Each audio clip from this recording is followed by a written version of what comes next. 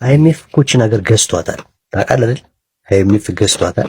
እንደገና የሚያስተዳድረን ደግሞ አይኤምኤፍ ነው የሚሉ ሰዎች እየመጡብን ነውና አይኤምኤፍ አሁን ነጋዴውም ዋጋ እየጨመረ ምንድነው ስትሉ አይኤምኤፍ ማለት ጀምሯል።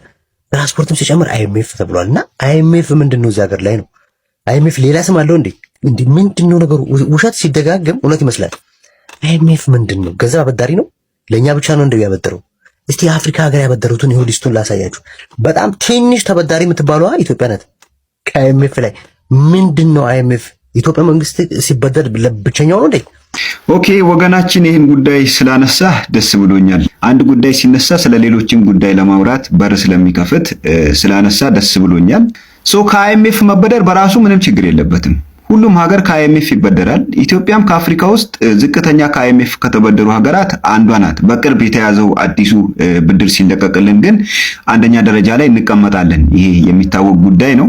ግን ሀገራቶች ከአይኤምኤፍ ዶላር ሲበደሩ ምንድነው የሚያገኙት ጥቅም የሚለውን ስናይ ሀገር ውስጥ ያለውን የውጭ ምንዛሪ እጥረት መፍታት ይችላሉ። ይሄ ፖዚቲቭ ኢምፓክቱ ነው። ግን ከአይኤምኤፍ መበደር በራሱ ብዙ ኔጋቲቭ ኢምፓክቶች አሉት።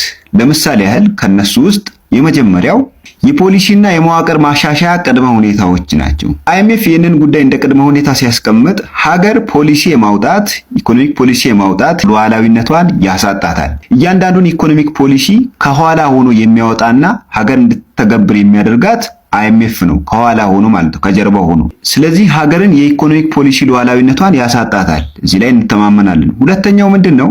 ድጎማዎችን ማንሳትና የዋጋ ንረት ለምሳሌ እንደ ነዳጅ፣ ኤሌክትሪክ፣ ማዳበሪያ የመሳሰሉት ለሀገር አስፈላጊ የሆኑ ነገሮች ላይ መንግስት በቀጥታ ድጎማ ያደርጋል። ከአይኤምኤፍ ገንዘብ ከተበደረ ግን ለነዚህ ነገሮች የሚሰጠውን ድጎማ ቀስ በቀስ ያነሳል ማለት ነው። ይህም ህዝቡን ለምን ያጋልጠዋል? ለዋጋ ንረት ያጋልጠዋል። ለምሳሌ ነዳጅ ላይ ያለው ድጎማ ሲነሳ የነዳጅ ዋጋ ይጨምራል። የነዳጅ ዋጋ ሲጨምር የትራንስፖርት ኮስት ይጨምራል። ተያይዞ የብዙ ነገሮች ዋጋ እየናረ ይሄዳል ማለት ነው። ለኢንፍሌሽን ያጋልጣል በቀላሉ ሀገርን።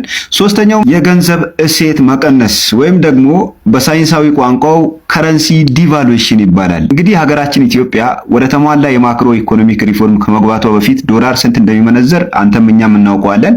ዛሬ ስንት ደርሷል? በዚህ ፖሊሲ አማካኝነት ዛሬ $1 ስንት እየተመነዘረ ነው የምናውቀው ጉዳይ ነው። የውጭ ምንዛሪ ተመኑ በገበያ በሚወሰንበት ሰዓት ይሄም እንደ ቀድሞ ጉዳይ ኢንፍሌሽንን በጣም የሚያባብስ አንድ ኮዝ መሆን ይችላል ማለት ነው። አራተኛው የማህበራዊ አገልግሎቶች ወጪ መቀነስ። እንግዲህ አንዲት ሀገር ከአይኤምኤፍ ገንዘብ ከተበደረች ለትምህርት፣ ለጤና እንዲሁም ለተለያዩ ማህበራዊ አገልግሎቶች የምትሰጠውን በጀት እየቀነሰች ትመጣለች።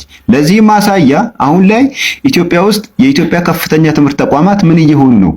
ራስ ገዝ እየሆኑ ነው። ራስ ገዝ በሚሆኑበት ሰዓት መንግስት በቀጥታ ለነዚህ የከፍተኛ የትምህርት ተቋማት ምንም አይነት በጀት አይሰጥም ማለት ነው። እነዚህ ዩኒቨርሲቲዎች ራስ ገዝ እየሆኑ በሚመጡበት ሰዓት የድሃው ልጅ እነዚህ ዩኒቨርሲቲዎች ውስጥ ገብቶ የመማር እድሉ እየቀነሰ ይመጣል። ሌላው የጤና ወጪ በጣም እየጨመረ ይመጣል። አንዳንድ ሀገሮች እኮ የጤና ወጪን ሙሉ በሙሉ ነፃ እያደረጉ ነው ለማህበረሰቡ። እንደ ኢትዮጵያ ግን ከአይኤምኤፍ በከፍተኛ መጠን ገንዘብ ስትበደር ለነዚህ ነገሮች የምታደርገውን ድጎማ ስትቀንስ ድሃው መታከምና መማር እያቃተው ይመጣል። አምስተኛው ፕራይቬታይዜሽን። ፕራይቬታይዜሽን ስንል ትልልቅ የመንግስት የልማት ድርጅቶች ወደ ግሉ ዘርፍ ይዘዋወራሉ። ለምሳሌ እንደ ቴሌኮሙኒኬሽን እና የመሳሰሉ ትልልቅ ግዙፍ የመንግስት የልማት ድርጅቶች ወደ ግሉ ዘርፍ ይዘዋወራሉ። ወደ ግሉ ዘርፍ ሲዘዋወሩ ምን ይመጣል? ወደ ግሉ ዘርፍ በተዘዋወሩበት ሰዓት የሰራተኛ ቅነሳ ሊመጣ ይችላል። የሰራተኛ ቅነሳ ከመጣ ደግሞ ሀገር ውስጥ ምን ይጨምራል? አንኤምፕሎይመንት ወይም ደግሞ የስራ አጥ ቁጥርን ይጨምራል ማለት ነው። ሌላው ቴሌኮሙኒኬሽን እና የመሳሰሉ የመንግስት የልማት ድርጅቶች ወደ ግሉ በሚዘዋወሩበት ሰዓት የዋጋ ጭማሪ ያደርጋሉ። ምክንያቱም ከመንግስት ቁጥጥር ነፃ ስለሆኑ አገልግሎት የሚያቀርቡበትን ፕራይስ ራሳቸው ስለሚወስኑ ማህበረሰቡ ላይ ከፍተኛ የሆነ የዋጋ ጭማሪ ሊያደርጉ ይችላሉ። ይሄ ሌላው ኢምፓክት ነው። ስድስተኛው ምንድነው? ዴብት ትራፕ ሪስክ ይባላል ወይም ደግሞ የዕዳ አዙሪት እንለዋለን። የዕዳ አዙሪት ምንድነው? አንዲት ሀገር ከአይኤምኤፍ ከተበደረች በኋላ የተበደረችውን ዶላር በአግባቡ ካልተጠቀመችና ለታለመለት ዓላማ ካላዋለችው ዴብት ትራፕ ሪስክ ውስጥ ልትገባ ትችላለች ወይም ደግሞ የዕዳ አዙሪት ውስጥ ልትገባ ትችላለች። የዕዳ አዙሪት ማለት ምን ማለት ነው? ሀገሪቷ ቀድሞ የተበደረችውን ገንዘብ መመለስ ሲያቅታት የዛኛውን ብድር ወለድ ለመክፈል ሌላ ብድር ትበደራለች ማለት ነው። ይሄ ዴብት ትራፕ ሪስክ ይባላል ወይም ደግሞ የዕዳ አዙሪት በዕዳ ውስጥ መቆየት ማለት ነው። ስለዚህ እነዚህ ሪስኮች ስላሉ እነዚህ አሉታዊ ተጽዕኖች ስላሉ ሀገራችን ኢትዮጵያ ከአይኤምኤፍ መበደሯ በጤነኛ መልኩ አላየውም። ግን የሆነው ሆኖ ሀገሪቱ የተበደረችውን ገንዘብ ለታለመለት ለልማት ዓላማ የምታውለው ከሆነ ሀገሪቱ ውስጥ ያለውን የፎሬን ከረንሲ እጥረት ለመፍታት የምትጠቀምበት ከሆነ ጥሩ ነው። ግን ሀገሪቱ የምትበደረውን ብድር ለታለመለት ዓላማ ካላዋለችው የዕዳ አዙሪት ውስጥ ወይም ደግሞ ዴብት ትራፕ ሪስክ ውስጥ ልትቆይ ስለምትችል ይሄም ከድህነት እንዳትወጣ ስለሚያደርጋት በዚህ መልኩ ኢትዮጵያ ከአይኤምኤፍ ገንዘብ ለምን ትበደራለች ብለን እንድንጠይቅ ያደርገናል። ምክንያቱም ከፖዚቲቭ ኢምፓክቱ ኔጌቲቭ ኢምፓክቱ በጣም ስለሚበልጥ ማለት ነው እንጂ ቲክቶክ ላይ መተን መንግስት እንዲህ አይኤምኤፍ እንዲህ ምናምን ብለን የመናገር ሱስ ኖሮብን አይደለም። መንደር ውስጥ ያሉ ሱቆችም ዋጋ ሲጨምሩ ለምን ጨመራችሁ ሲባሉ አይኤምኤፍ ቢሉ አይፈረድባቸውም። ምክንያቱም በተዘዋዋሪ መንገድ የሚያመጡት ዕቃ ዋጋው እንዲንር የአይኤምኤፍ አስተዋጽኦ ስላለበት አይኤምኤፍ ቢሉ ያን ያለ የሚፈረድባቸው አይደለም። ወገን አበበ እናደንቀሃለን። የምታነሳቸው ሀሳቦች ጥሩ ናቸው፣ እናበረታታሃለን። ይመች። ሀገር ነቀሉ የአይኤምኤፍ ፕሮግራም በእርግጥ እነሱ አገር በቀል ኢኮኖሚ ነው የሚሉት፣ ያው ነቀላ እንደሆነ እናውቃለን። እና ብዙ ጊዜ ጋናን እንደ ምሳሌ ያነሳሉ። እስቲ ጋና ላይ ምንድን ነው የሆነው? በኦሃዮ ዩኒቨርሲቲ ኦፍ አክሮን ፕሮፌሰር የሆኑት ዋዶ ኩንዱ አጊያማ የተባሉ ጋናዊ ፕሮፌሰር ከ1983 እስከ 1991 የተተገበረውን ስትራክቸራል አጀስትመንት ፕሮግራም ወይም አገር ነቀል ፕሮግራም በጥናታቸው ላይ ያስቀምጣሉ። እንደዚህ ይላሉ። አይኤምኤፍ እና ወርልድ ባንክ እንደ ማሞ ምህረቱ አይነት ጋናውያንን ይዘው ወደ ጋና ይመጣል። ከዛ ጋናውያን ምን ጠየቀ መሰላችሁ? ኢትዮጵያ ከተጠየቀችው ጋር አወዳድሩልኝ። ከረንሲ ዲቫሉት አድርጉ። እሺ አልተደረገም። ለጤና ለትምህርትና ለተለያዩ ፐብሊክ ሴክተር የምትሰጡትን ድጎማና ድጋፍ አቋረጡ። እኛም ይሄን ተጠየቅ ነው። የመንግስት ተቋማት በሙሉ ሽጡ። ልክ አሁን እንደነ አየር መንገድ፣ ቴሌ ምናምን ካልሸጣችሁ ብሎ እንደሚያስቸግሩት ማለት ነው። የመጀመሪያ ዙር ኢምፕሊሜንቴሽን ላይ የትም ሀገር እንደምታዩት ከ1984 እስከ 1994 ድረስ ከ5 እስከ 6% የጋና ጂዲፒ አደገ። ስለዚህ አይኤምኤፍ የጋናን ኢኮኖሚ ከኮላፕስ አዳንን አለ። በኢትዮጵያ ላይ የሆነ ቁጥር ይጠራል፣ 9% 8% ምናምን የሚባል እድገቶች ይጠራሉ። ኦኬ ከዛ በኋላ ምን ሆነ? እቺ ነገር በደንብ ልታዩ ይፈልጋል። የጋና ሲዲ ወይም የጋና ገንዘብ 1981 ላይ 2 ብር ከ75 የጋና ብር ወይም ከረንሲ $1 ነው። 1995 ላይ $1 በስንት ጋና ገንዘብ በመነዘር ጥሩ ነው? 2300 የጋና ገንዘብ $1 ነው የሚገዛው። ስንት ፐርሰንት መስላችሁ ይሄ ታውቃላችሁ? በ80,000% የጋና ገንዘብ ወደቀ። ይሄ ቁጥር እኮ ተሳስቼ አይደለም፣ 80,000% ነው የወደቀው። እኛ ገና አልጀመርንም። እኛ አሁን 200 ብር ገባ ምናምን ያልክ ትላለህ አይደል? 80,000% ነው የሚወርቀው። እዛ ለምን ሆነ? ጋናውያን መድኃኒት መግዛት አቃታቸው።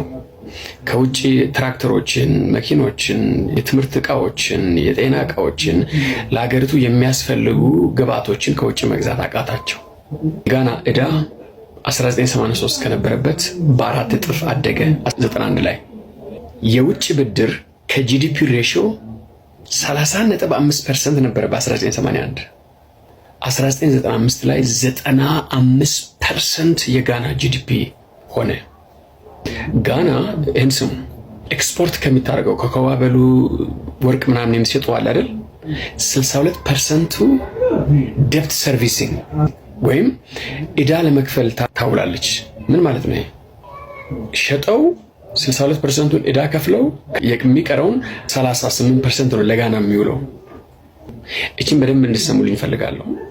ገበሬዎችን ምን ያክል ይሄ የአገር ነቀሉ ፖሊሲ እንደሚያደኸይ እንድታውቁልኝ እፈልጋለሁ። የጋና ገበሬ 30 እስከ 40% ነው ድሃው ገጠሩ።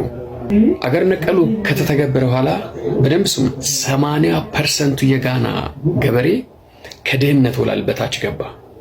ገጠሩ አካባቢ ሙሉ በሙሉ ራብተኛ ሆነ። አይኤምኤፍ ገንዘብ ሲሰጥ ፕሮዳክቲቭ የሆነ ምርትና ምርታማነት እንድታሳድግ አይፈልግም። የአይኤምኤፍ ትልቁ ዓላማ መሰለህ ምርትና ምርታማነት ላይ አንኤምፕሎይመንት በመቀነስ ዙሪያ ላይ ኢንቨስት እንድታደርግ አይፈልግም። የመጀመሪያው ዙር የአገር ነቀል ፖሊሲ ትግበራ ከ1983 እስከ 1986 ነው ኢምፕሊሜንት የተደረገው። ጋና ላይ 62%ቱ አይኤምኤፍ የሰጠው ገንዘብ ፊዚካል ኢንፍራስትራክቸር ይሄ ኮሪደር መስራት ምናምን መስራት ላይ እንዲውል ተደረገ። ግብርና ላይ ኢንቨስት አታርጉ ተባለ፣ ትምህርት ላይ ኢንቨስት አታርጉ ተባለ፣ ጤና ላይ ኢንቨስት አታርጉ ተባለ። የሰው ልጅ ህይወት የሚቀይር ነገር ላይ ምርታማነት ላይ ኢንቨስት አታርጉ፣ ህንፃ መገንባት፣ ሞል መገንባት፣ እንደዚህ አይነት ነገሮች ላይ ፎከስ እንዲያደርጉ ተደረገ። ለጤና ስንት ፐርሰንት እንደተመደበ ታውቃላችሁ? 1.5%። ከዛ በላይ ለጤና እንዳትመደቡ ተባለ። እሷስ ቢሆን ምን ትጠቅማለች ነው ጥያቄው። ምክንያቱም ኦልሬዲ 80% ዲቫሉት የሆነው ያንተ ከረንሲ ከውጭ አንድ መድኃኒት አይገዛም፣ ፓራስታሞል አይገዛም። በዚህ የተነሳ ጋና ቆረቆዘች። ህዝቡ ስራ አጥ ሆነ፣ ገበሬው ድሃ ሆነ፣ የሚበላውን አጣ። ከዩኒቨርሲቲ የተመረቁት ስራ አጡ። ጥቂት ግን በዶላሩ አካባቢ የሚንቀሳቀሱ ነጋዴዎችና ምናምን ሀብታም ሆኑ። የጋና ኢኮኖሚ 5% አደገ፣ 6% አደገ፣ ቁጥር ይነገራል። ያ ቁጥር ለህዝቡ ባዳ ነው።